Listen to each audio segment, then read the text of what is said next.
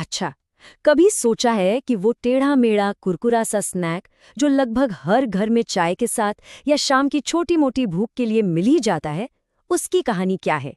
जी हाँ, आज हम कुरकुरे के कमाल के सफर को समझने वाले हैं। तो असली सवाल तो यही है कि आखिर कुरकुरे इंडिया के सबसे बड़े स्नैक ब्रांड्स में से एक बना कैसे। चलिए, इस ब्रांड के एक सिंपल से लॉन्च से लेकर मार्केट का किंग बनने तक की पूरी कहानी पर एक नजर डालते हैं। तो चलिए, कहानी की शुरुआत करते हैं साल 1999 से। ये वो साल था जब इंडियन मार्केट में एक बिल्कुल नई तरह के स्नैक ने एंट्री ली। सोचिए, 1990 का दशक। उस वक्त इंडियन स्नैक मार्केट पर हल्दीराम और बीकाजी जैसे ट्रेडिशनल नमकीन ब्रांड्स का राज था। लेकिन पेप्सिको इंडिया ने एक खाली जगह देखी। उन्हें लगा कि मार्केट में एक मॉडर्न ब्रांडेड स्नैक की कमी है, और बस इसी मौके को भुनाने के लिए 1999 में कुरकुरे को एक नए और इनोवेटिव ऑप्शन की तरह लॉन्च कर दिया गया। इस पूरे आइडिया का जन्म पेप्सिको के एक बहुत ही सीधे से सवाल से हुआ, क्यों ना इंडियन टेस्ट को वेस्टर्न स्टाइल के साथ मिलाकर कुछ बिल्कुल नया बनाया जाए। और यही सोच कुरकुरे की नींव बनी। तो आखिर ये कुरकुरे है क्या भला? ये मक्के और चावल के आटे से बना और उसमें इंडियन मसालों का एक खास तड़का लगाया हुआ एक मॉडर्न स्नैक है, और इसका नाम कुरकुरे, जो सुनते ही इसके क्रंची टेक्सचर की याद दिला देता है। मतलब नाम ही ऐसा है कि सुनते मुंह में पानी भी आ जाए और वो कुर्र वाली आवाज भी याद आ जाए। अब आते हैं सबसे मजेदार हिस्से पर कि कैसे कुरकुरे ने अपने जादुई टेस्ट के फॉर्मूले से पूरे देश का दिल जीत लिया। कुरकुरे की जबरदस्त कामयाबी का राज? अरे भाई, उसके फ्लेवर्स जरा सोचिए। मसाला मंच, ग्रीन चटनी राजस्थानी स्टाइल, हैदराबादी हंगामा, ये सिर्फ नाम नहीं थे, बल्कि ये वो स्वाद थे जो सीधे इंडियन किचन से निकलकर पैकेट में बंद हो गए थे। और पता है सबसे कमाल की बात क्या थी? उनकी लोकलाइजेशन की स्ट्रैटेजी। कंपनी ने ये नहीं सोचा कि पूरे इंडिया को एक ही टेस्ट पसंद आएगा। नहीं, उन्होंने नॉर्थ इंडिया के लिए मसाला और नमकीन फ्लेवर्स पे फोकस किया, तो वहीं साउथ इंडिया के लिए थोड़े और तीखे स्पाइसी फ्लेवर्स लॉन्च किए। कितना शानदार आइडिया था। लेकिन देखिए, सिर्फ अच्छा टेस्ट ही सब कुछ नहीं होता है ना। कुरकुरे को हर दिल और हर घर तक पहुंचाने के लिए एक जोरदार मार्केटिंग की भी जरूरत थी। तो उन्होंने ये किया कैसे? क्या फैमिली है, ये टैगलाइन याद है? ये सिर्फ एक लाइन नहीं थी, ये एक इमोशन बन गई थी।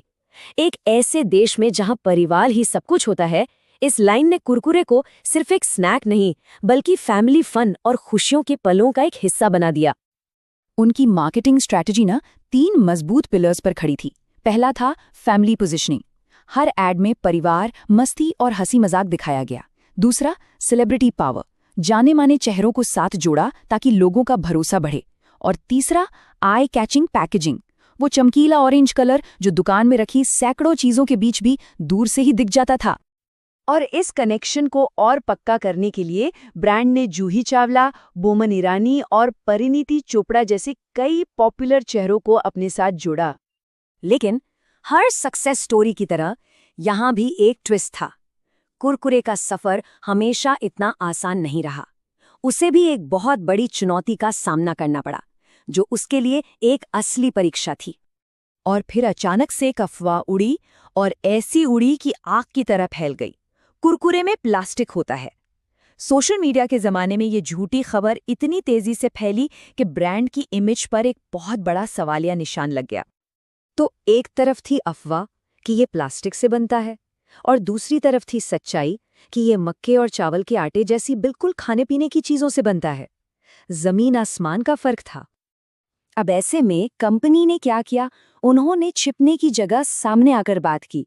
उन्होंने ट्रांसपेरेंसी का रास्ता अपनाया, कैंपेन चलाए, लैब के क्वालिटी चेक दिखाएं और सबको ये साबित किया कि प्रोडक्ट एकदम सेफ है। और धीरे धीरे लोगों का भरोसा वापस जीता। तो चलिए, अब कहानी के क्लाइमैक्स पर चलते हैं। ये देखते हैं कि कैसे कुरकुरे ने इन सारी मुश्किलों को पार करके एक जबरदस्त वापसी की और मार्केट का लीडर बन गया। और इस पूरी मेहनत का नतीजा?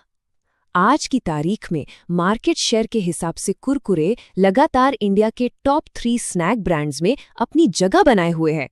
ये नंबर अपने आप में एक बहुत बड़ी कहानी कहता है। और कहानी यहीं खत्म नहीं होती। कुरकुरे सिर्फ इंडिया में ही नहीं रुका, बल्कि आज ये बांग्लादेश, पाकिस्तान और मिडिल ईस्ट जैसे इंटरनेशनल मार्केट्स में भी अपनी धाक जमा चुका है। तो इस पूरे दबदबे के पीछे 3 और बड़ी वजहें थीं।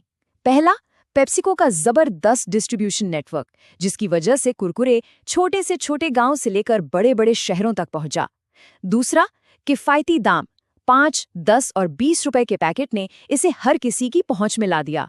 और तीसरा, यूथ से कनेक्शन बनाने के लिए पफकॉर्न और मॉन्स्टर पॉज जैसे नए प्रोडक्ट्स लॉन्च करना।